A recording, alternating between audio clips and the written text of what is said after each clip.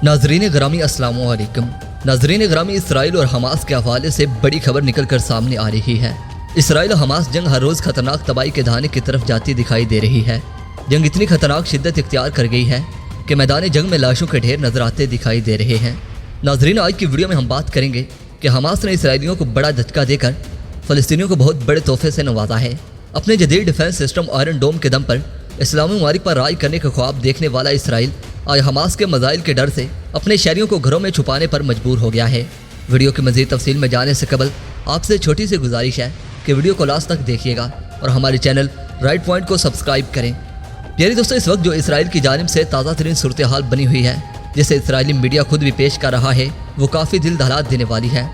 इन झड़पों के हवाले से जो पहली खबर निकल कर सामने आई है, इस खबर में इसराइल की जानिब से ये दावा किया गया है कि हमास ने फौजी गाड़ियों और बसों को मिसाइलों से निशाना बनाया है, जिसके नतीजे में सैकड़ों लोग लुकमा अजल बन गए और इसमें इसराइली फौजियों के मरने की इतलात भी मौसूल हुई हैं।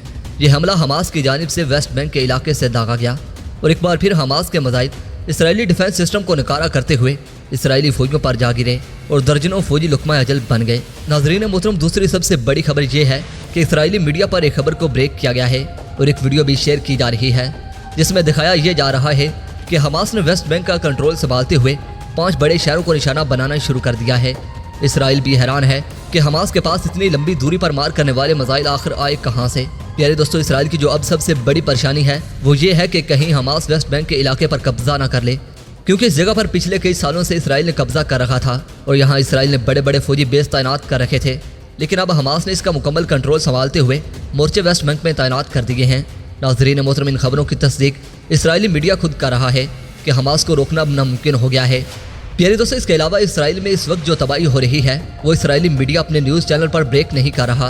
असल हकीकत ये भी हो सकती है कि किसी भी रिपोर्टर को गजा वाले इलाके में जाने की इजाज़त नहीं है ताकि दुनिया को हालात का पता ना चल सके। लेकिन प्यारे नाजरीन, इसराइल इतना छोटा है कि इसे एक दिन में भी फतह किया जा सकता है और इंशाल्लाह अब ये होगा। दोस्तों, अल्लाह पाक से दुआ है कि अल्लाह पाक हमारे मुसलमान भाइयों की हिफाजत फरमाए, आमीन या रब्बुल आलमीन।